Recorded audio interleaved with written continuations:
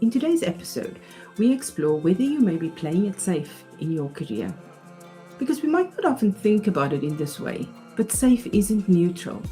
Safe has a price. And this isn't about being reckless, it's about being intentional. We tell ourselves we're being sensible, responsible, and practical because we have mortgages to pay, commitments to honor, and people who depend on us. And all of this is true. But what if playing safe isn't protecting you? What if it's costing you? Hello and welcome to Courage Loading. I'm your host, Alicia Noble, leadership coach and career transition strategist. And I help women navigate the messy middle of career transitions. Because real change isn't just about what you do next. It's about who you are becoming in the process, the identities you're shedding, the beliefs you're rewriting, and the courage it takes to lead yourself through it all. Because I believe every story of change begins with a single moment of courage. And this is where I help you find yours. Let's dive in. I want to start by emphasizing that when I say playing it safe, I'm not talking about a lack of ambition. I'm talking about the most driven, capable, high-achieving women I know. Women who are brilliant at what they do, who have worked incredibly hard to get where they are, and who on paper are very successful. And yet some of these women are often quietly exhausted and even frustrated by the version of themselves they need to maintain to stay there. So what does playing safe look like? It often looks like staying in a role that no longer fits because leaving feels too risky. Not putting your hand up for that thing you actually want to do, because what if you don't get it? Having an idea or a vision of a business, but filing it under your one day folder. Doing excellent work quietly for years and wondering why you feel so invisible. Safe has a very sophisticated disguise. It's dressed up like patience or being realistic, but underneath, it's often fear. And I say this from a place of compassion, not judgment, because I've been there and I still go there more often than I'd like to admit. Now, I said at the start, this isn't about being reckless, because we all know what's best for us. And sometimes life needs us to prioritize other areas. And so spending time in an environment that makes that work is absolutely the best call. And there's nothing wrong with that. So if you're waking up in the morning looking forward to your day, you're coming home showing up as the best version of yourself, whatever you're doing is clearly working for you. But when you find yourself snoozing your alarm for the fifth time, dreading the day before you've even left your bed, and when you're coming home too exhausted to pay attention to your loved ones because you don't have anything left to give, that's a cost. I spent years optimizing for safety. I wasn't unhappy per se, but I was just ticking the boxes, telling myself, this is the plan. And the plan wasn't wrong. But somewhere along the way, I stopped asking whether I still wanted what the plan was leading me to and whether I was prepared to pay the cost to get me there. There's a quote I love from Brené Brown. You can choose courage or you can choose comfort. You cannot have both. And I think that's the real heart of this. Playing it safe can feel like the responsible strategy. But if the world around you is changing and you are changing, then clinging on to what feels safe isn't neutral. It's a decision. It's a decision to keep staying where you are, even when part of you knows that that's not your story anymore. Playing it safe is often as simple as this. It's betting on a version of you that keeps everyone else comfortable at the expense of who you are becoming. And there's a question I want you to hold on to as we go through the rest of this episode. Where in your career are you still betting on safety instead of betting on yourself? So let's talk about what playing safe actually costs, because it's not nothing. When you keep betting on that current version of you instead of the woman you're becoming, there's always a price.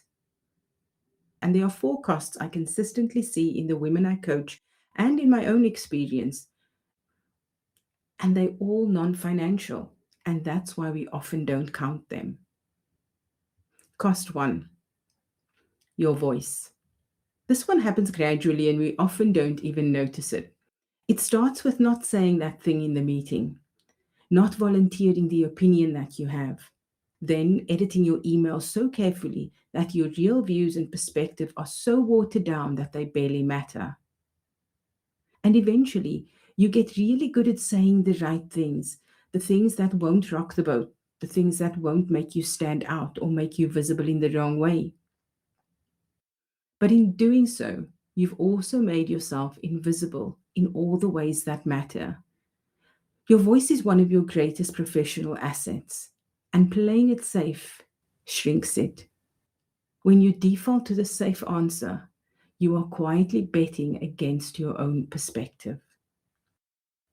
Cost two, your visibility. This is a pattern that I see a lot.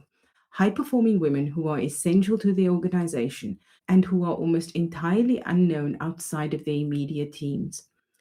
They're reliable and they deliver, but they choose safety over visibility. They stay in the lane where they're already competent rather than stepping into places where they may be seen and judged. When we start to realize that playing safe just keeps us busy, it doesn't help us to move forward. It keeps us valuable but not visible, and you cannot be recognized for a version that no one can see.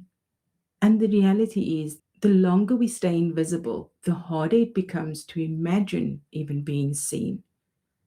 The safe lane starts to feel like the only lane. Cost three, your energy. This is the one most people feel physically. When you spend your working life performing a version of yourself, the version that fits into the culture, that meets the expectations, that delivers everything that's required for your organization and for those around you. That takes energy every single day. And most performances need a mask. And that mask gets heavier and heavier every day we choose to wear it. And the longer you hold on to that mask, the more it starts to become part of your identity and starts to overshadow who you really are. Playing safe will protect you from certain risks, but it also drains you if you're not fully bought into what you're doing. You end up spending more energy maintaining the version that feels safe rather than building the version that feels true. Cost four, your time. This is the one that I find most confronting because it's the one resource that none of us can recover. Every year spent in the wrong role, the wrong organization, or the wrong version of your career is a year that you won't get back. Now, this isn't talking about experiencing a difficult season in your career, because it's often in those difficult experiences where we grow the most. They teach us what we want or don't want. And what you learn in this experience can be a great foundation for your next move. And a difficult season that's taking you somewhere is often much more valuable than a comfortable season that's keeping you stagnant. Staying where you're comfortable is fine if that's a conscious choice, and we all have seasons where we need to be comfortable so that we can deal with the other things in our life. But if you outgrow the comfort and you continue to stay, that's when it starts costing you. The question isn't how much time you've spent playing it safe until now, it's how much more you're willing to spend consciously.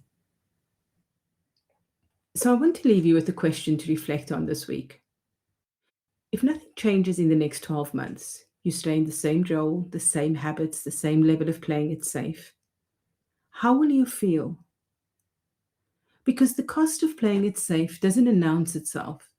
It shows up quietly in the way that your voice gets a little softer, in the way your visibility starts to shrink, in the way your days feel a little heavier. Those are the four costs: your voice, your visibility, your energy, and your time. So here's your one action. Name the one area where you know you've been playing it safe. And over the coming week, look at where it may be costing you and make a conscious decision whether you're willing to accept that cost or take action to start betting on yourself? Because you know the cost is real. So how long are you willing to keep paying it? Safe is a choice. Just make sure it's actually yours. If you found today's episode helpful, why not go a little deeper to explore how this may impact other areas of your life by completing my Brave Life Audit? You'll find the link in the show notes. It's a coaching tool that will help you reflect on all areas of your life so you can focus your energy where it matters most. If today's episode resonated with you, please follow and subscribe. And if you have a moment to leave a review, I'd greatly appreciate that. It helps more women find this conversation when they need it most. So until next time, this is Courage Loading. I'm Alicia Noble.